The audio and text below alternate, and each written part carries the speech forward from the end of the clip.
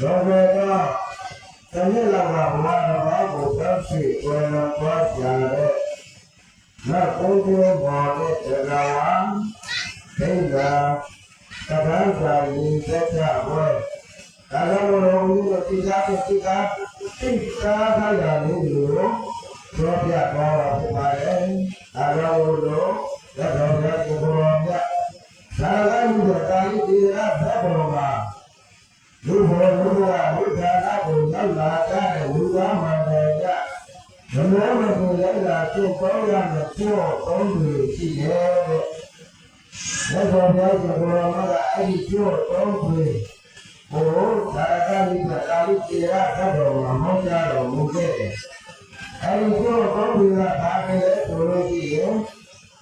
နံပါတ်1အေဟောပြန်ပေးနံပါတ်2သိတဲ့ခြေရွေးတဲ့နံပါတ်3ဟောင်းကြီးတစ်ပါးနှုတ်နိုင်ကြသည်အဲဒီသုံးပါးရဲ့အိဗေကိုဒီနေ့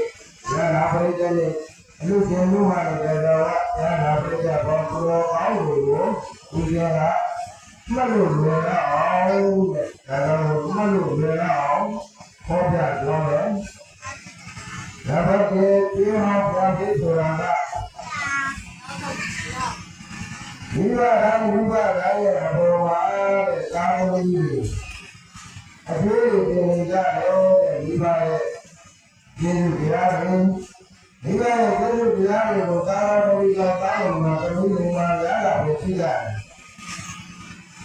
မိဘရဲ့ကျေးဇူးတရားတဲ့ကာမဂုဏ်ကြီးရဲ့အပေါ်မှာဘယ်လိုကျေးဇူးရတယ်ဆိုလို့ရှိရင်အဘဒါယကံတို့တိုင်ပြေကပ်ဖို့စီအောင်ယူခဲ့ရတယ်တဲ့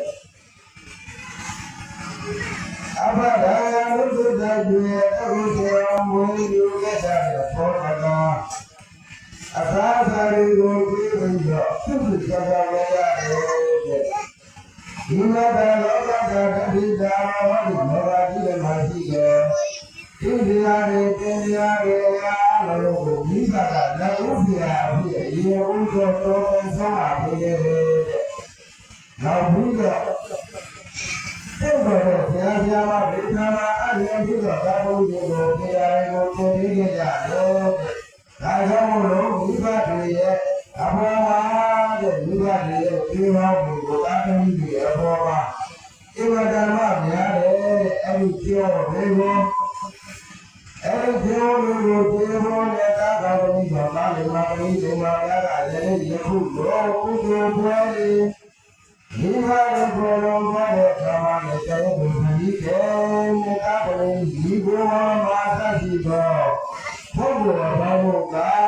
တဲ့ဒီလိုယူနာပြီးတော့ကုသိုလ်ပြုလုပ်ကြတယ်တဲ့ကုသိုလ်ပြုလုပ်ကြတယ်ဒါကြောင့်လို့အဲ့ဒီရောပြန်ပြီးသိသိချင်းတွေတော့လည်းဘာလို့ကြရပြီးရဲ့